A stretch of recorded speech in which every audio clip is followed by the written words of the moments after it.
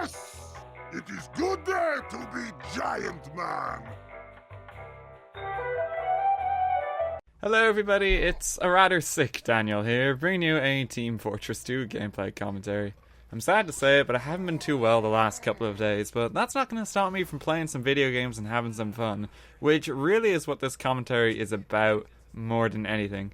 Now, before you jump to any conclusions as to what I'm going to talk about in regards to the title, I want to address what I mean by the word casual, because I don't mean it in a bad way.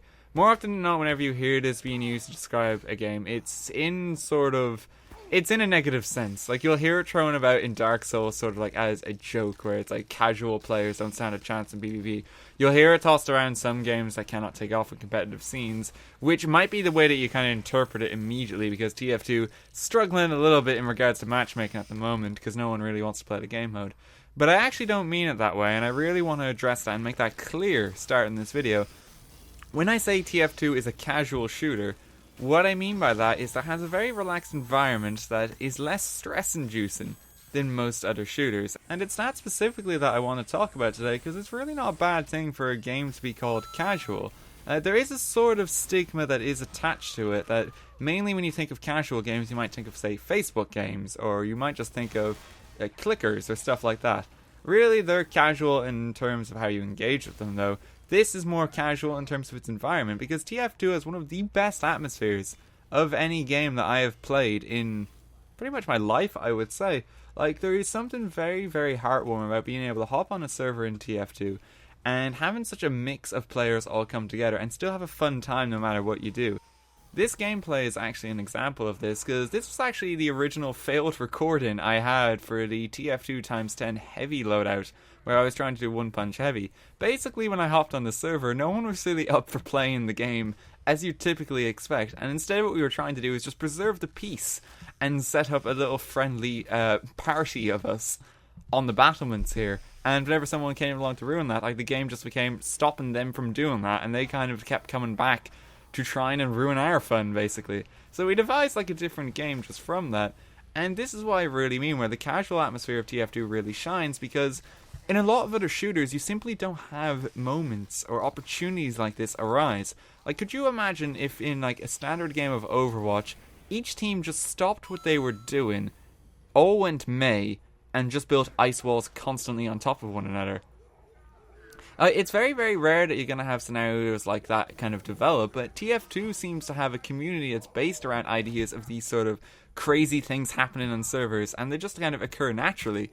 Like, for instance, if you have, like, say, a single sandwich heavy on a server, for all you know, by the end of that game, there could be a small army of sandwich hoovies. There could be, like, a small sandwich hoovie congress taking place by the end of that game. And you can really see that happening on just a lot of servers. Like, it does crop up from time to time. It's the kind of thing that's rooted in community movement, but TF2 seems to do a job of incorporating that better than any other shooter I've really seen. Because even if you think about something as silly as the taunt, the fact that other people can join in the taunts, and the fact that you can have servers basically overrun by people doing a Cossack dance, like, it's really incredible, and it says a lot about the nature of the game if players are actively willing to partake in this. Like, if you imagine trying to do the equivalent on just other games, you simply don't have the tools. Like, one of them I've seen is people have devised a badminton court on Overwatch, for instance. And, like, that's kind of like an extreme example. But if think about something like Call of Duty and what tools you could actually use to instigate something like this, there's really not a lot of things that can kind of come to mind. Like, one of the ones that I was thinking of at a stretch is that you could try and make, like, a tower, like, of building blocks out of care packages. But even then, that's going to take like a miracle to actually work, because they're falling out of the sky, and they tend to roll around a bit when they actually hit the ground. So TF2 holds a very special spot when it comes to supporting this kind of goofiness and enabling it in-game, and actually having it as part of the experience of the game. You really don't see it in a lot of other places, and the general aesthetic of TF2 seems to really support this, because the characters are made up to be almost ridiculed in many, many ways. Like, they're very silly characters. All of them are, in some capacity. And we love and we celebrate that fact. Like, people love, like, say, the character of the spy, and, like, the endless debate, is he, like, the scout's mom or stuff like that. People love the arrogance of the scout, the total insanity that is, like, the soldier and the pyro. Our favourite number one Russian man, the heavy, who's surprisingly intellectual. We love those sort of like, kind of like tropes that we have with our characters, but we really kind of celebrate that. And as a community, we seem to just sort of perpetuate this idea of silliness in the game more so and more so whenever we talk about it, and whenever we do discuss these things like sandwich hoovies cropping up in game. And what this combines really, which is the really fantastic and crucial thing to take away, is that it creates a very relaxed environment for TF2 that perpetuates this silliness. TF2 is by no stretch an intimidating game for anyone to approach, and that is something that not a lot of games can actually claim.